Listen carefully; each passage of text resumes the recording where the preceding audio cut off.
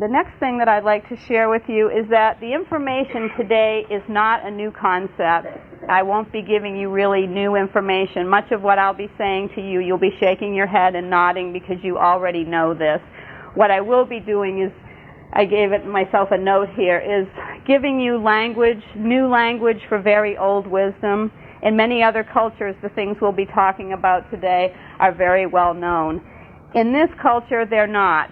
And so I make this note to remind you not to beat yourselves up for things you didn't know. They say there are things in life that there are things that we do know, and we know that we know them, like water is wet and rocks are hard. There are things that we don't know, and we know that we don't know them, like, I don't know astrophysics. But there are also things we don't know, and those are the things that usually get us. And nowhere is that more true than in parenting and in child care.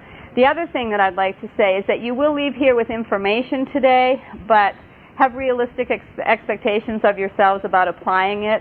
There's a wonderful book that Dorothy Briggs wrote. She wrote Your Child's Self-Esteem, but she also wrote a book about adult self-esteem called Celebrate Yourself.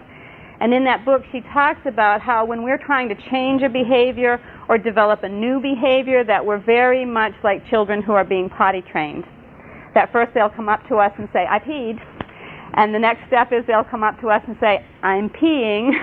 And the next step will be that they'll come up and tell us that they have to go pee. And we go through a very similar process. That first we'll go, I just did it again, the other way. And then we'll go, I'm doing it. And then the next step will be that we'll be able to do it another way. One of the words that you'll be hearing me use in the workshop today is a word called discharge. And you have a whole handout just about discharge. Basically, what discharge is the outpouring or release of feelings in response to an emotional hurt. And discharge can take the form of crying, raging, nervous laughter. Whenever you hear people laughing and no one has said anything funny, that's discharge. That's letting out feelings of nervousness or light fears. Trembling, yawning, these are all ways that we discharge emotions and the feelings that come up as a result of things that happen to us. We were born with the same ability to heal from emotional hurts as we were to heal from the physical hurts that happened to us. Spontaneously, we would cry when something hurt our feelings or something hurt us or made us angry. We would get angry. All of us were born with that. We all have that ability, had that ability, still have it. We can rehabilitate it. And we did that. We always released it. There's a couple more chairs up here if you'd like to come on up front. We would all do that in the beginning. And there are several important things that we need to know about discharging hurts. The first thing that's important to know is that when we get hurt emotionally, our thinking shuts down around that hurt, and we can't think well. And it doesn't come back until we get a chance to discharge those feelings that were associated with that hurt. And the best example that I can offer you of how that works, say you had a confrontation with someone and it was hurtful. And another form of discharge is talking repeatedly about the hurt, telling the story over and over and over. That's another form of discharge. So say we had this confrontation and the next day you told this friend about it and you said, she said this and I said this. And then you saw another friend and you told this friend about it and they said this and I said this. And then all of a sudden you go, I should have said this. I should have done that. And what's happened is that by talking about it, we got to discharge the hurt and our clear thinking came back. And that's what happens for all of us, not just children. That happens for all of us. The other thing that's important to know is that we need the attention of another person while we heal from that hurt. We need someone to pay attention to us and listen to us. And children offer us the very best evidence of the fact that they know this already. If you've ever seen a child fall on the playground, they will often look to see if anyone saw them fall. And if no one saw them fall, they often don't cry. Has anyone ever experienced that? And if someone did see them fall, they will often cry and cry and cry and cry. They know if there's no one there, there's no resource, there's no one to pay attention to them while they cry. So they sometimes will just hold it in. Now, the other important thing to know is the tears we don't cry out, we cry in. And we hold them inside of us. And they stay there until we do cry them out. And it's these undischarged hurts, these uncried tears, that become what we commonly know of as buttons. Those are our buttons. You hear people say, don't push my buttons. Yeah. Our buttons are our unhealed hurts. Those are the tears we didn't get to cry. That's the anger we didn't get to let out. So we all have those things. Now, if you can imagine what your physical bodies would look like if every bump, scrape, bruise, cut, anything that's ever happened to us our whole life had not been allowed to heal, what we'd all walk around looking like. For some of us, it wouldn't be a pretty sight. The same thing is true for us on the inside. We all still carry any of the hurts that we got that we did not have the attention and the opportunity to discharge, to release, to let it go. We carry those things. Now, the interesting thing that we know about human beings is that we are like tape recorders. It's as if the day we were born, someone hit record, and every word that was ever said to us, every experience we ever had, everything that ever happened to us is permanently recorded here, whether we are consciously aware of it or not. And it is as if there is some magic that happens when we either have children or work with children. It's as if someone hits play, and it all just comes playing back out again at them, unless we can put something else in there. We are really like computers, it's like garbage in, garbage out. Whatever went in will be what will come out, unless we make a conscious effort to do something different. Now, as I said, we used to discharge spontaneously the minute somebody or something happened that hurt us, until we got interfered with. And I've identified 7 different ways, and you don't really need to write these down because we're going to do an exercise that you'll experience these things, that we got interfered with around letting our feelings out. And the first way that we got shut down and interfered with is that we were invalidated. People told us there's nothing to cry about, there's nothing to be afraid of, and they invalidated us letting out our feelings. The second way that we got interfered with is that we were shamed. We were told, don't be a sissy, be a big girl, be a big boy. The third way is we were threatened. I'll give you something to cry about. Many of us have heard that phrase before. The fourth way that we were interfered with is we were placated. In other words, someone would do anything to fix it. I'll get you a new one, I'll get you a better one, I'll fix it, whatever it is. Someone would just try to fix it to get us to stop crying.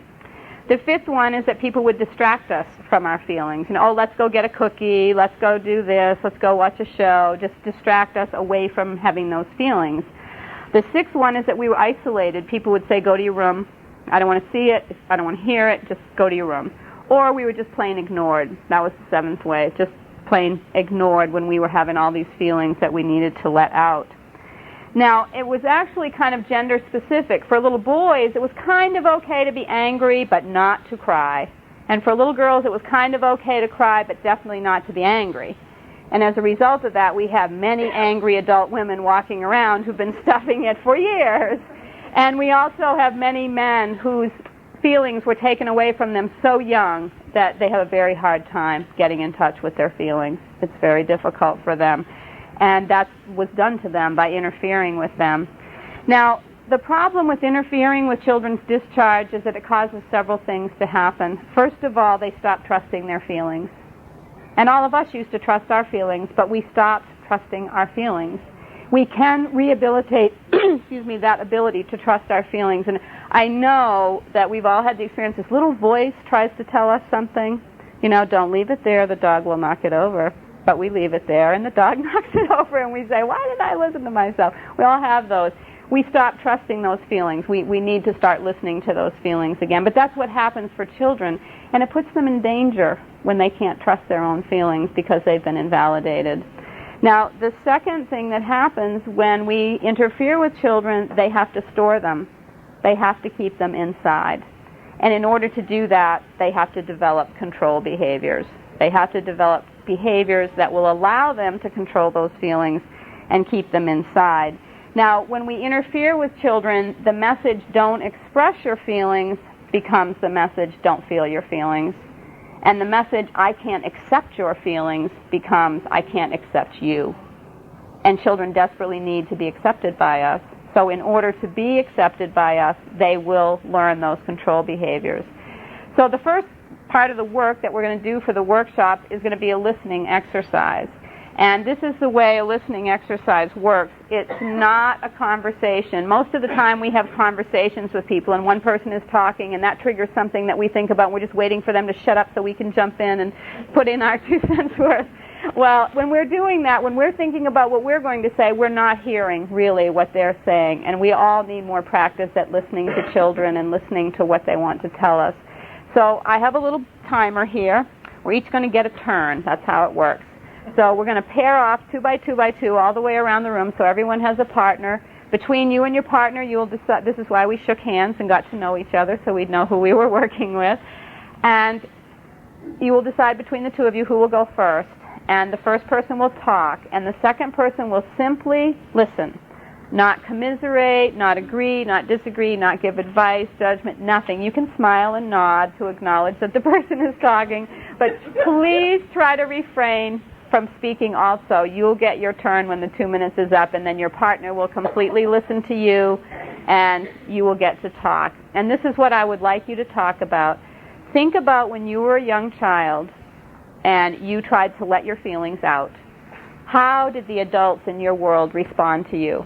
What did they do when you tried to be angry or you needed to cry or you had feelings that you wanted to let out? And the purpose for this exercise is so that we can recognize what our tendency will be, because however we were interfered with will be the ways we will tend to interfere with children because of what we have stuffed inside of us. So that's the purpose of the exercise, to just kind of identify what happened when we were a young child and we tried to discharge, release our feelings. How did the adults in our life respond to us? Any questions just about the exercise or how to do it? Okay. Logistically, with this many people, it will probably make the most sense if we can just pair off with the person who is closest to us and hopefully come out with an even number. If we end up with an odd number and someone doesn't have a partner, I'd be willing to partner with someone up front here so everyone gets listened to. So let's take a minute just to get organized. How can you listen and know it? That's one of those exercises that could really be 5 minutes. I'd like to ask a question. Did anyone in the room grow up in a family where it was completely okay to express any feelings that you had, that was always okay? Okay. There's always a couple. I tell people we have a support group for people like you. I'm able to do that. The rest of us. What did we experience? Stop that crying. Stop that crying. Just yell out some of them. Not even acknowledged, yes. Being a baby. You're shamed. Yes. I can't just tell her that if I say the sky is purple, it's purple, and you can see it blue. Yes. Yes. Mine is instead to do what I tell you, not what I do. Yes. Mm-hmm. So we get the picture, right? Most of us were not freely allowed to have our feelings or to express our feelings. So what we had to learn to do was keep them inside if we wanted to be accepted.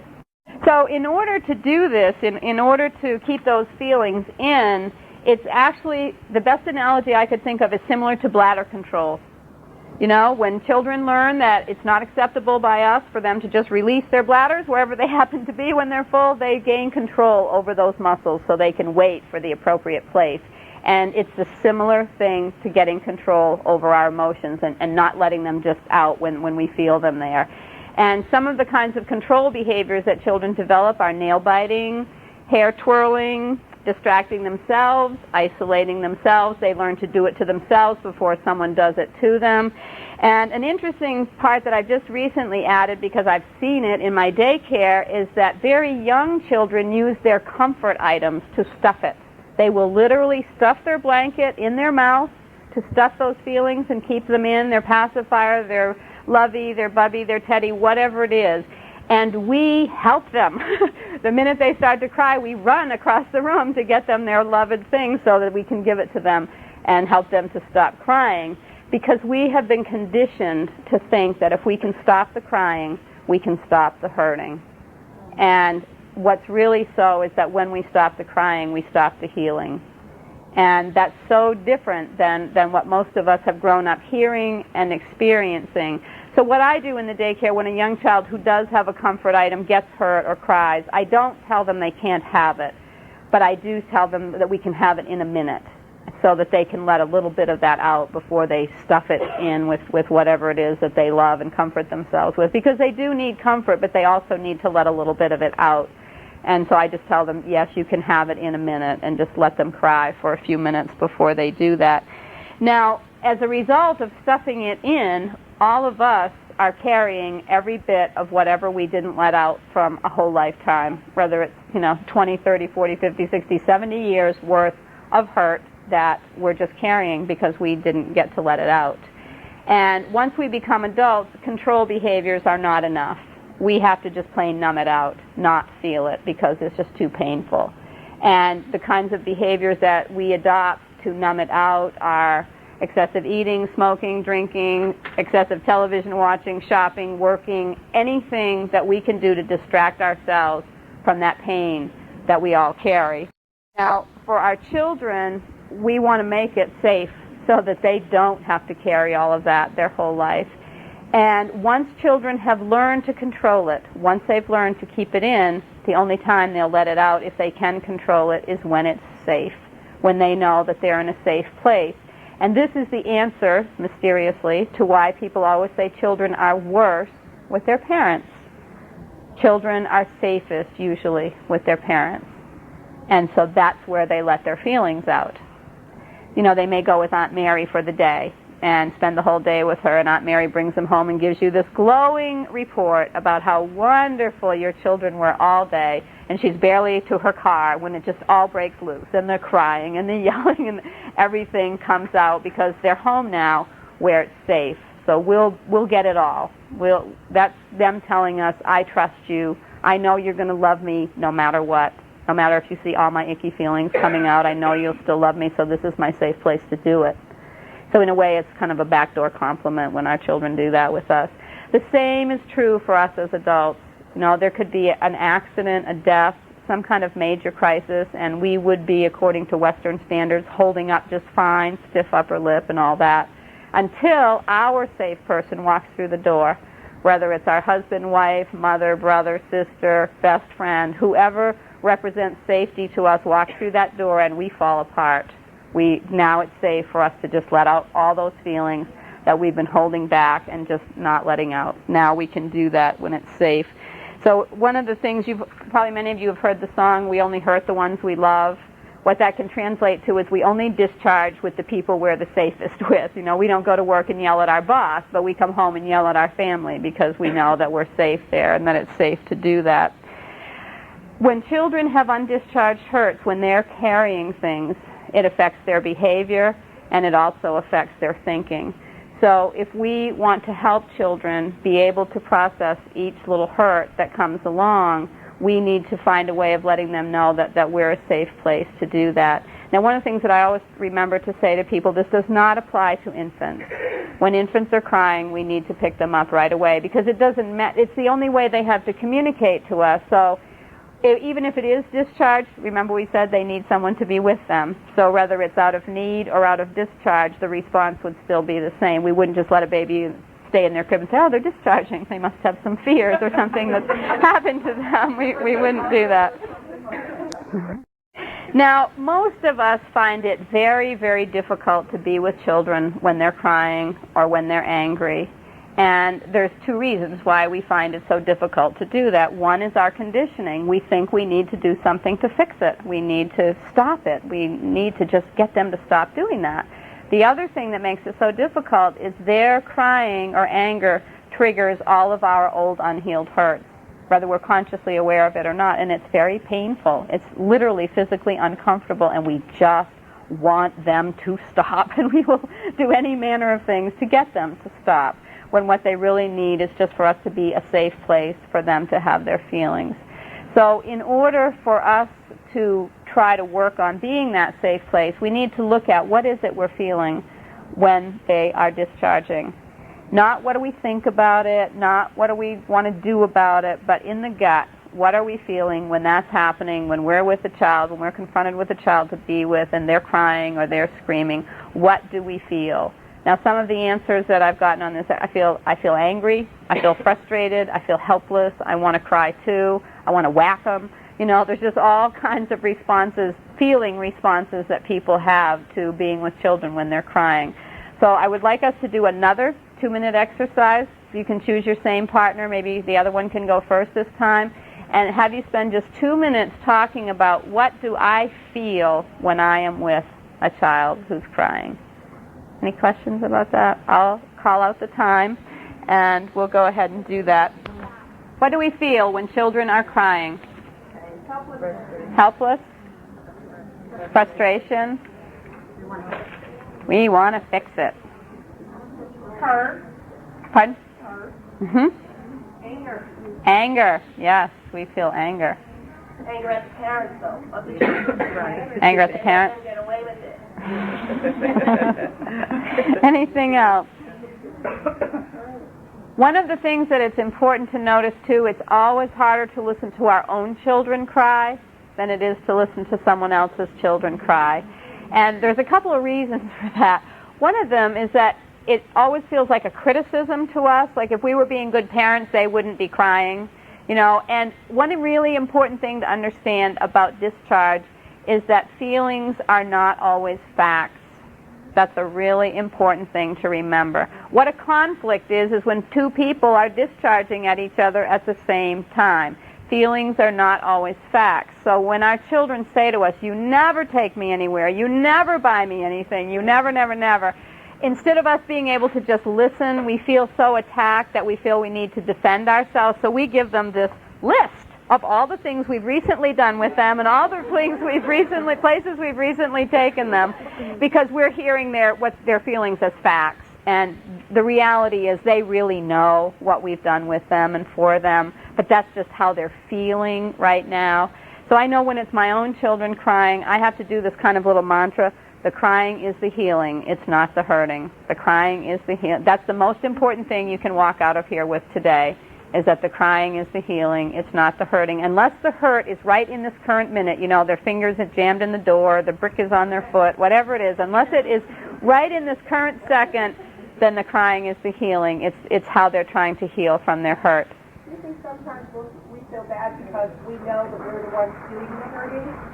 Do you think that could sometimes bring out... It could possibly enter into it if indeed we are really hurting, but usually the reason we feel bad is our own hurt. I mean, there's two parts. There will be our empathy for their pain, but there will also be our pain that's very real and being triggered by that. Now, if we're deciding that we want to be that for children, that we want to be that safe place where we can just rise above our own feelings and just let those feelings out, accept that they're not facts, that they're just feelings, there are a couple of things that we need to accept in order to do that. And the biggest one that we have to accept, which is the hardest one, is that there is no such thing as no reason to cry. There's no such thing. If someone is crying, they have a reason. It doesn't matter that we don't know what it is. There's no such thing as no reason to cry. We cannot possibly make a judgment that another person does or does not have a reason to cry. And the reason that we cannot possibly make that judgment is that there is not one of us in the whole world who knows what it feels like to be inside someone else's skin. We cannot know that. We have not had all their same experiences. We don't have all their same hurts. We don't have their same level of sensitivity. We don't have their same temperament. No one can possibly judge that another person doesn't have a reason to cry. If they're crying, there's a reason. The other thing that we have to accept is that crying is not misbehavior. And we have viewed crying as misbehavior for many, many, many years. Crying is not misbehavior. Crying is healing behavior. And that's very difficult for us to accept in view of the conditioning that we've had, that we just want them to stop crying. So what that means is that we validate all feelings. We accept all feelings. Feelings aren't right or wrong. They just are. It's just how that person feels. It's not a fact. It's a feeling. And when we do that, when we accept all feelings, we have to remember that accepting all feelings does not mean we accept all behaviors.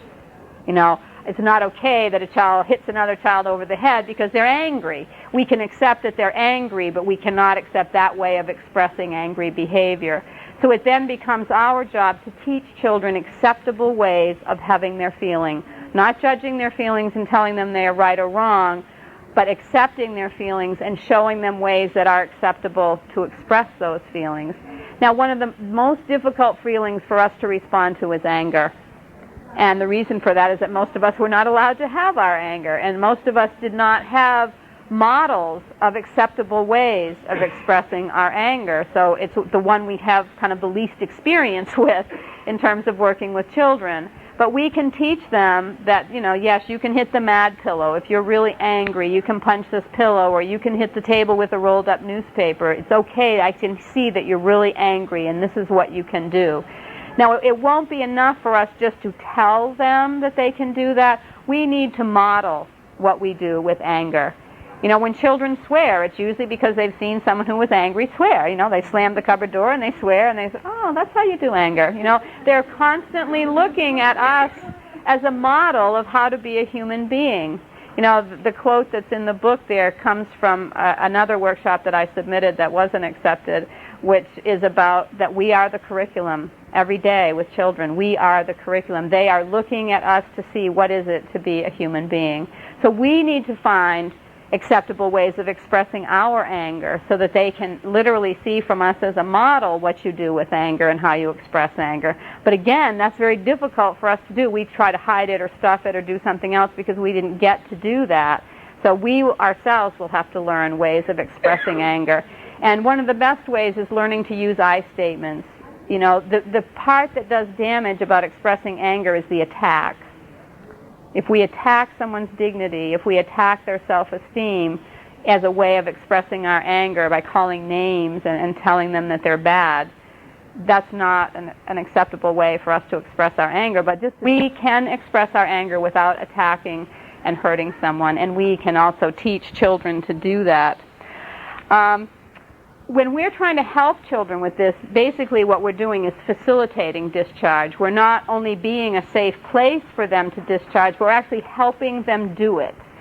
And some people have said to me, well, if you just let children have their feelings all the time, what kind of adults are they going to grow up to be who just go around expressing whatever they feel whenever they want? I said, probably pretty healthy, I don't know. But one of the things that's important to know, no matter how many messages we give our children or our daycare children, it's okay to have your feelings, they are going to get enough messages in the wide world that it's not okay to have your feelings, that they will rapidly develop control over them and only let them out when it's safe. I mean, you hear 3-year-olds saying to each other, sissy, be a big boy. They've already internalized those messages and are giving them out. So we don't ever have to worry that people will just go around having their feelings all the time, although what a healthier culture we might be if we could learn to do that and learn to accept it. So one of the things that I see facilitating discharge, it's like taking out a splinter. If I get a splinter in my finger and I don't take it out, what happens? Festers. Every time I touch something, it hurts. So if you could think of an emotional hurt as a splinter, it's not much fun to take out a splinter. It's very unpleasant, but we don't leave it in there just because it's unpleasant to take it out. It's not always going to be pleasant to facilitate a child discharging, to be with them when they're crying, to stay with them when they're having a tantrum. But until that comes out, they are not going to be able to heal that hurt, and they will continue to carry it with them.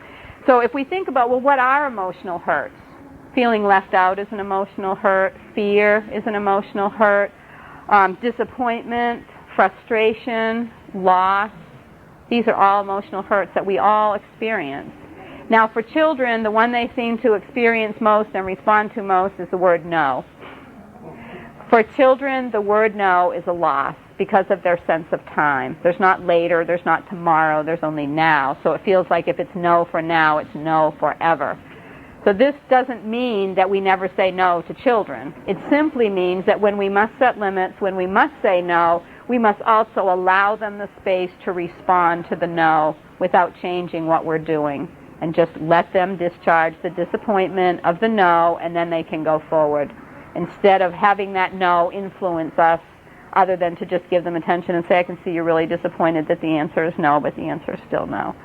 Now, an example of that would be, say you made cupcakes for dinner, and your 4-year-old comes in the kitchen, sees the cupcakes, wants one now. And you've decided, no, we're not going to have the cupcakes now. So he throws himself on the floor and starts screaming and crying. And we don't need to say, well, maybe you could have a half a cupcake, or we don't need to fix it. We can just say, I can see you're really disappointed that you can't have the cupcake now, and just let them cry and let them get the feelings out, and then they can move forward. Now, that incident brings us to the most hot topic there is temper tantrums. All right. All you have to do is say the word temper tantrum, and you can bring parents from miles to listen to what you have to say. It's the one place where most of us feel like, I don't know what to do. And there's a lot of misinformation about temper tantrums. Even the most current early childhood literature that I have read tells us to ignore temper tantrums. That's what we've all been taught. And what temper tantrums are spillover. It's just spillover of stored up emotion. In the same way I can't put 9 ounces of water into an 8-ounce cup, we can't put 9 ounces of hurts into an 8-ounce child. It's going to spill over. And that's what a temper tantrum is. It's never about what we saw happen. It's never about what we think the temper tantrum is about. Instead of it being about what we saw happen, it's about all the things we didn't see happen, all the little frustrations and hurts that built up until this last one was just the last straw. The cookie broke, that's it. And it just all comes spilling out into a temper tantrum. And temper tantrum is not misbehavior, it's not manipulation, it's just spillover. And what they need from us when that's happening is for us to just be with them, keep them safe, don't let them hurt themselves, their surroundings, or us, and let them dump it all out. Just if you're in a grocery store or something, you might want to pick them up and take them out to the car so they can have it, where they can have a little dignity about it, and the whole grocery store is waiting to see what you're going to do about it. But the message they need from us is just, I'll stay with you, I'll be with you. It is pointless to talk to a child who's having a temper tantrum. They can't hear us. We need to just be there for them. Now, has anyone ever been with a child who's had like a 20, 30, 40-minute tantrum, right to the wall, and then it's finally done? What are they like when it's over with? Exhausted. What else? Thirsty. What else?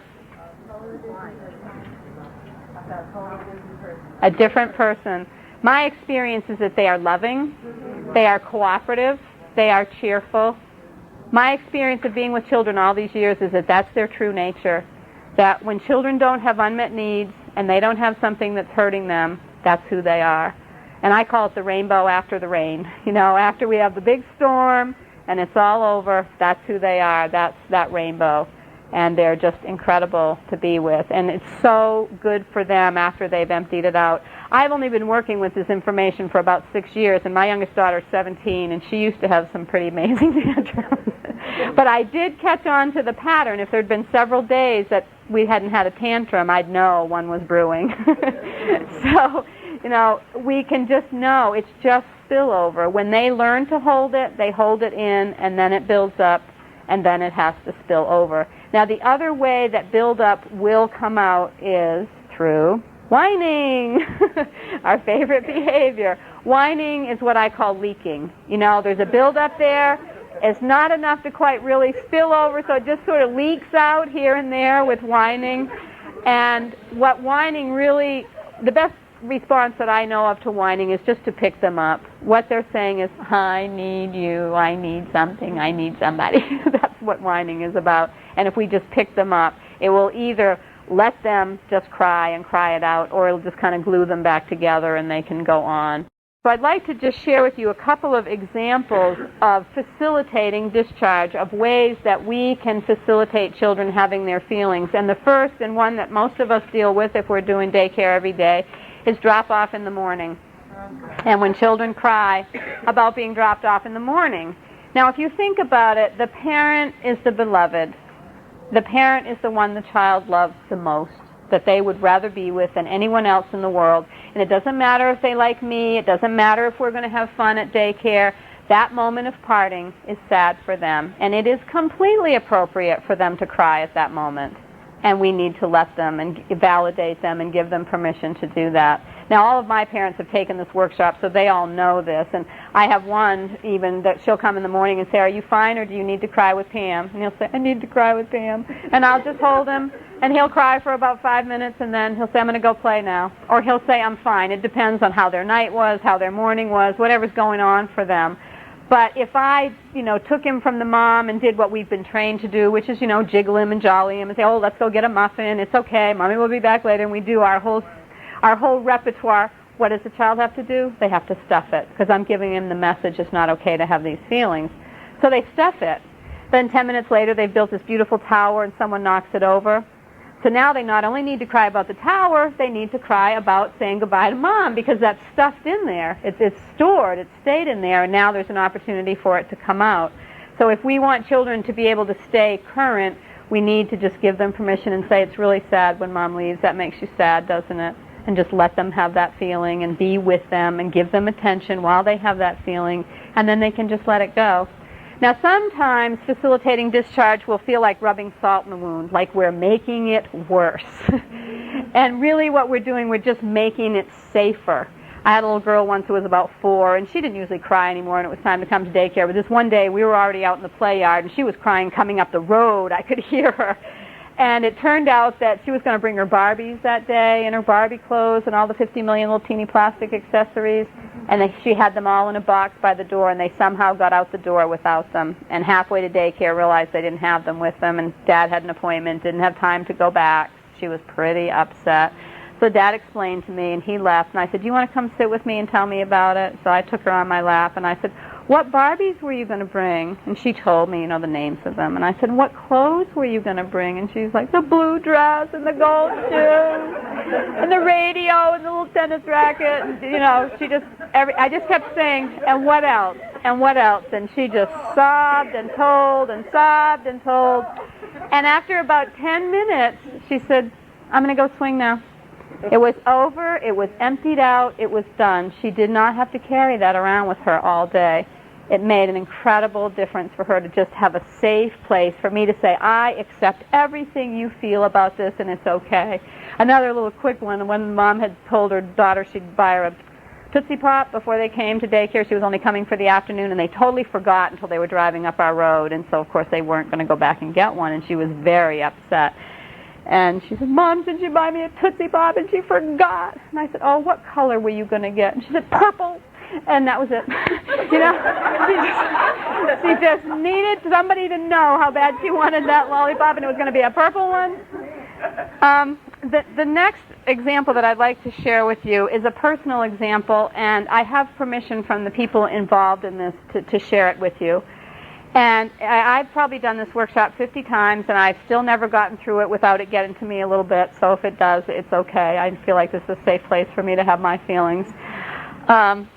This example involves another child in my daycare. She was about 5 years old when this happened, and I had literally known her since held her the day she was born, because I was friends with her parents. And we had a very close family relationship. Her mom was like a second mom to my youngest daughter. My youngest daughter babysat for her, so we knew each other very well. And one day they brought her to daycare and told me that they had told her the day before that they were getting a divorce, and that she hadn't cried. She hadn't really responded at all. And since both parents had done the workshop, they knew discharge should be coming and were concerned that it hadn't come, and just wanted me to be aware of that. So we started out the morning. We were going to do Play-Doh, and the little girl went around and gathered up all the cookie cutters and the dishes and everything that we use when we get out Play-Doh, and she had gathered them in front of her and had her arms kind of around them and keeping them all to herself. And the other kids were complaining, that she wasn't sharing. And so I said, that was really nice of you to go and gather everything up, but those are for all of us to share, and we need to share them. And as soon as I spoke to her, she started to cry. She came over and sat in my lap and just started to cry, and I said, "Can you tell me what's hurting you?" And she just started, and she said, "My daddy's moving out. I don't want him to go, and I'm going to miss him, and I want him to stay and be my daddy," and just cried and cried and cried. And I was sitting there holding her, and tears are just rolling down my cheeks. And one of the other daycare kids said, "Pam, you're crying." And I said, "Well, it really hurts when you see somebody that you care about hurting." But that wasn't the whole story. So I held her, and she talked a little more about it, and she cried some more. And after about 10 minutes, she said, "I'm going to go play Play-Doh now." So she had been able to get a little bit of it out as much as she could manage right then. And the way that my house is set up, I have an addition built onto my house, so I have a daycare refrigerator and an upstairs refrigerator, and every once in a while I have to run up and get a stick of butter or whatever. And so I ran up to get something, and the phone rang, so I answered it right there, and it was the little girl's dad calling to find out how she was doing. And so I explained to him what had just happened and told him, yes, she did finally cry about it. And I was also telling him how hard it was for me to sit there and hold her. And I homeschool my children, and my youngest daughter was home. I knew she was up because I could hear the shower going when I was on the phone with this dad. And, I just told him, I said, it just so reminded me of when my youngest daughter, how she was when her dad and I got a divorce. And it was so painful and it was so hard. And I know I was sitting there holding her and just reliving all of that. And it was just so hard. So I hung up with him, and I looked up, and my daughter was standing there. She was out of the shower, and she'd heard the whole conversation, and she was crying. And she just came over and hugged me, and she said, Mom, I'm so sorry that I was so mean to you then. She said, I just knew that it hurt, and I was unhappy. So we just kind of held each other and cried a little bit. So then I went back downstairs to the daycare, and the phone rang again, and it was the little girl's mom. And she was wanting to know how it was going, so I told her everything that had happened up to that point, including what had happened with my daughter. So by the time I got off the phone, she was crying. And so a few minutes later, my daughter came downstairs, and she went over to the little girl that she knew very well. And she said, how are you today? And she said, I'm sad today. And she said, why are you sad, honey? And she just started telling the story again the exact same way, because my daddy's moving out, and I'm going to miss him, and I want him to stay there and be my daddy.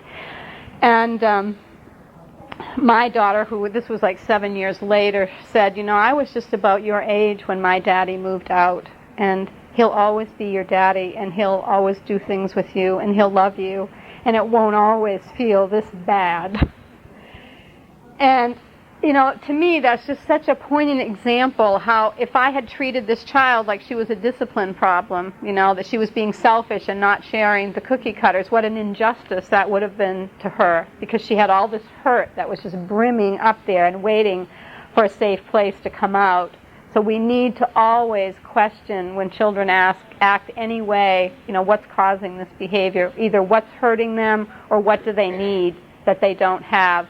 The whole focus of the 7-week workshop that I do with parents is called The Needs of Children. And what it's about is the fact that children don't always have the language to tell us what they need, so they act it out with their behavior. And that what we need to learn to do is to decode that behavior, to figure out what that behavior is telling us, and then we can meet the need instead of just reacting to the behavior. Now, another thing that happens, and I'm sure many of you heard this expression growing up, cruising for a bruising. Anybody ever hear that expression growing up? Well, children actually do something that's similar to that. I call it looking for discharge. And it's when, it's not quite 9 ounces, but it's not quite ready for spillover, they will push for a limit. And I know we all have days when we feel like the children in our care or our children are pushing us, just push for a limit. And we back up because we don't want the limit to come that we know is going to make them trigger over. And what we need to do is just plain give the limit. When you try 2 or 3 times to fix it, you give them a cookie, it breaks, they're upset, so you want to give them a new cookie. No, they don't want a new cookie, they want that one, but they want it not to be broken. When it's like that, that's a child looking for discharge. They're looking for a chance to just let it spill over. And we can help them with that. We can just say, set the limit, and know that once they get to empty out and once they get to spill over, then they're going to feel a whole lot better. The other thing that happens that I think is important to mention, and we could do a whole workshop just on this, and I'll ask you to refrain from questions because we really could spend the whole afternoon on it, but I just want to mention it as something for you to take home and think about, is that when children hurt other children, children hurting other children are hurting, or they wouldn't have hurt another child. It's not been my experience that children are vicious. If children hit, it's for one of 2 reasons. Either they're being trained to hit because someone is hitting them, it's a learned behavior, their parent, their sibling, a playmate, someone's hitting them, or they just plain lose control. Young children have a very limited amount of control and capacity for frustration. So, if you have a 2 or 3-year-old and this little thing has happened and that little thing's happened and they're about on the edge, and then somebody just really comes after them, they don't have the language to say, excuse me, you're in my space, could you please move? They're just going to push. They're just going to do whatever they can to change the situation. So we need to really remember that when a child hurts another child, they are hurting. I think timeout most often gets reserved for when children hurt other children. In other instances, we we redirect their behavior. We do all manner of different, hopefully positive things. But it seems like when we use timeout is when someone has hurt someone else. And timeout has been really distorted. I mean, the original meaning of timeout was like in sports, let's take a break, let's think of a new plan of action here. And now it's just like standing in the corner. I mean, I hear it used like, that's it, 5 minutes in the timeout chair. It's a punishment. There's just no two ways about it. It's a punishment. And when children have lost control, the last thing they need from us is to be isolated. Control, it has kind of a bad, losing control has a bad name in our culture. It's like, oh my God, they're out of control. When if you think about it in its literal sense, out of control, I'm out of bread, I'm out of milk, I'm out of control. I have none left. I've used it up. It's gone.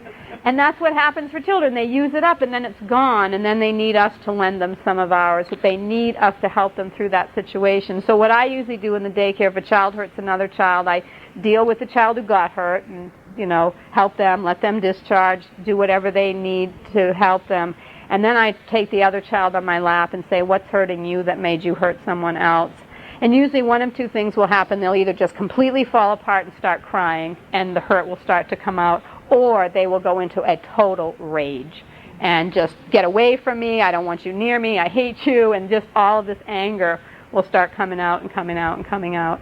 There's a book I'd like to recommend to you. I'm not recommending that you do this, but I am recommending the book to you, and the book is called Holding Time, and it's by Dr. Martha Welch. And in that book, she explains how much children need to be held every day, how much they need to have lap time and to be with us. And she also explains a process by which, if you are comfortable with it and feel that you can do it, that you can hold children through a temper tantrum. If you feel comfortable with the process and you know the child and the child trusts you. Like I said, I'm not endorsing that you do it, because the only way that you can be a safe place is if you feel okay about it. If you feel that you're violating the child, you will not be a safe place and it will not work anyway. But I do recommend reading the book because it's just filled with some really wonderful information about how much children need to be held and how much they need that closeness. So, Dr. Martha Welch.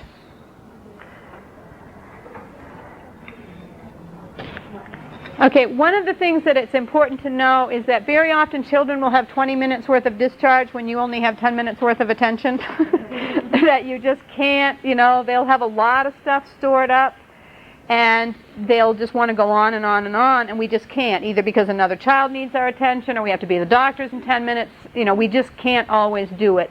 So if we're going to get into it, it's important that we know that there's a way to get out of it, because we just won't always be able to give them the amount of time they need. And the worst that will happen is it'll go back into storage and it'll come out again later with something else.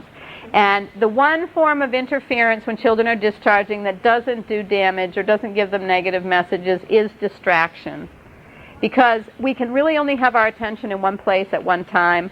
So if their attention is inside where the hurt is stored, what we can do is bring their attention outside. So we might say, how many buttons on my shirt, or how many colors in this picture. Just bring their attention out from where the hurt is into the current present reality where the hurt isn't. And again, it will just stay there and be stored. And we can, move forward. Now sometimes it'll be so intense, even if you take your attention away, they'll still continue. And that relates back to the temper tantrum thing. Now, it depends on what your goal is, how you would respond to it. If your goal is to get them to stop, then ignoring them works.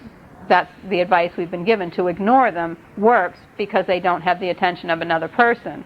If our goal is to help them heal from that hurt, then ignoring them is the last thing we want to do. We want to stay with them, pay attention to them, and let them get it out. So that's why the discrepancy about those two pieces of advice. It depends on what our goal is, what we want to do. Now, there are times when it's just very, very hard for us to listen. And very often that will be because it's triggering a specific, if we were the one that was picked on, if we were the one that was bullied, it is so hard to listen to a child cry about being bullied because we have so much empathy for their pain and so much of that exact same pain stored inside of us. It's very difficult for us to do that. So in order for us to have free attention to give to children while they're discharging, we have to empty out some of our own stuff. Now, the definition of free attention is being able to listen to someone else discharge without having to discharge yourself. So if someone came up to me and started telling me about when their mother died, I could listen to them for a long time because my mother hasn't died. I'm not trying to heal that hurt myself. So I could listen to them. But if someone came up and started telling me about their root canal, I would want to tell them about my root canal, And I'll give you an example of this. Has anyone ever had a dog that died? Okay. If I started telling you about when my dog King died, you wouldn't be able to wait for me to shut up so you could tell me about when your dog died. Because I have identified myself, first of all, as a safe person, because I know how that feels, because I experienced that. And two, my very mentioning it immediately triggered all of the unhealed hurt you still carry around that loss. And we all have that. It's estimated that it takes 200 hours of crying with the attention of another person to heal the loss of a significant loved one. So that gives us some clue about how much all of us are carrying. It would be the same thing. There are many common human experiences. How many people have ever had a car accident? If I told you about when I told my Toyota, you would want to tell me about your car accident because we are all always looking for a place to let some of that hurt out. So whenever you hear people being irrational, they're discharging. Whenever you hear people yelling, whatever they're doing, they're discharging. And the definition of crazy is trying to be rational with someone who's totally irrational. We can only be rational with someone after we let them be irrational.